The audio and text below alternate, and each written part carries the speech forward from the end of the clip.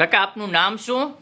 મારું નામ છે રજાકભાઈ કાયાભાઈ બુકેરા. હું ખોડવેદરી ગામથી આવું છું. ગારિયાધાર તાલુકો મારો, ડિસ્ટ્રિક્ટ ભાવનગર. ભાવનગરમાં આવવાનું કારણ શું કાકા? સાહેબ મારો નવાસો, મારી દીકરીનો દીકરો, ભાણિયો મારો થાય, આમ નવાસો કહેવાય. મારી દીકરીનો દીકરો સલીમભાઈ કાળુભાઈ બુકેરા 10 તારીખે બપોરે ગુમ થઈ ગયો છે ખોડવેદરી ગામેથી, અને 13 તારીખે એની ડેડ બોડી મળે છે. તો અહીંયા તમે શા માટે આવ્યા હતા? અહીંયા એ માટે આવ્યો છું કે મને કોમના રહેબરો અને આ સત્યના લોકો ચાહવાવાળા હોય, ન્યાય આપવાવાળા હોય. આ એક બાળકની મતે મર્ડર થયું છે, 9 વર્ષને 2.5 મહિનાના બાળકનું. આવું અધજ કૃત્ય જેણે કર્યું છે અને ફાંસીની સજા દેવામાં આવે એવી મારી કોમના રહેબરો માટે, ભારતીયો બધા માટે હું માંગ કરું છું. એક ભીખ માંગુ છું. મને આવું ના દેવડાવો. મને એમ કહું છું 25 દિવસ હું ભિખારી ભીખ માંગુ છું. મને શું કરવું સાહેબ? અત્યાર સુધી આ મુસ્લિમ સમાજના આગેવાનો કોઈ તમારી પાસે આવ્યા? મારી પાસે ઇમ્તિયાઝ પઠાણ આવ્યા મારી પાસે, રૂમી શેખ આવ્યા મારી પાસે, અયુબ શેખ આવ્યા મારી પાસે, અને એ લોકો બધાએ મને કીધું તમને અમે મદદ કરીશું. 22 દિવસ ચાલતી કોઈ રિઝલ્ટ નથી સાહેબ. આ ઠેકાણે બીજા કોઈનું બાળક હોય, બીજી કોમનું, તો અત્યારે કારણનું બીજું રિઝલ્ટ આવી ગયું હોય. સર આ રિઝલ્ટ અમારું નથી આવતો. મેં મુસ્લિમ થઈ.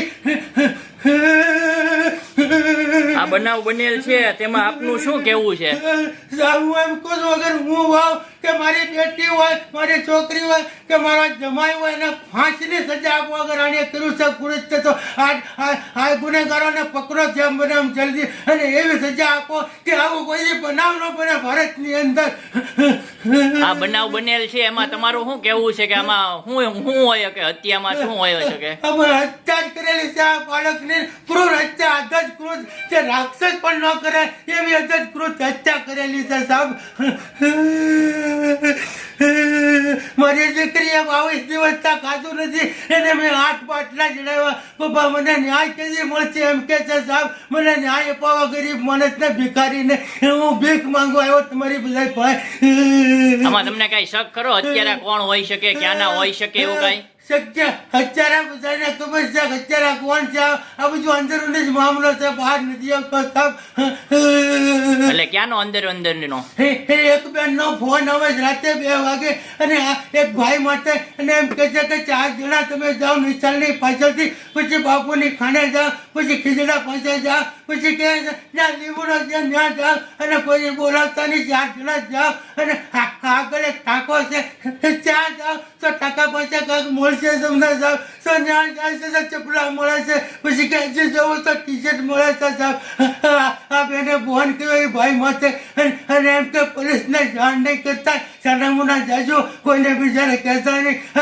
આમાં હું સમજવું, આમાં હું તેમને હકીકત બહાર આપે. અને કોમના રહેવા માટે હું ભીખ માંગુ છું. એક ભીખ માંગવા આવ્યો છું. મને ન્યાય અપાવો સાહેબ, મને ન્યાય અપાવો, મને ન્યાય અપાવો. તમારો કઈ રીતનો ન્યાય જોવે છે તમારે? ન્યાય કે જે નીકળે ને ફાંસીએ ચડાવી દો, અને આવું કૃત્ય કોઈ કહે નહીં ભારતમાં. બધા ભારતીયો પાસે પણ હું ન્યાય માંગુ છું. એક માનવ ધર્મ રૂપે મને ન્યાય અપાવો. બધા પાસે હું ભારતીયો પાસે હું ન્યાય માંગુ છું. મને ન્યાય અપાવો. આવો બનાવ કોઈ ન બને, કોઈનું બાળક. આજ અમારું બાળક ગયું છે સાહેબ, કાલ કોઈ પણ જઈ શકે. આ ન્યાય નહીં મળે તો એને સજા ક્રૂર નહીં મળે, અને ફાંસી ચડાવી દો સાહેબ જે હોય એને.